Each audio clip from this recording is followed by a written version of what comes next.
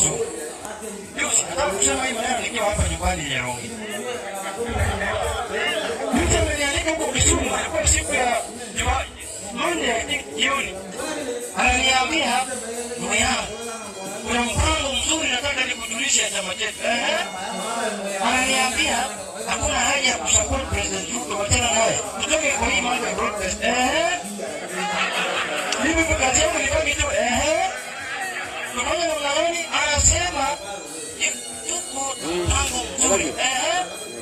Ananiambia former president Uhuru Kenyatta anataka kusaidia sisi kwa chama chetu cha ODM.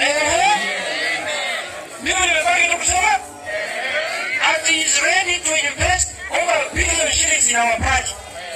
Ili atusaidie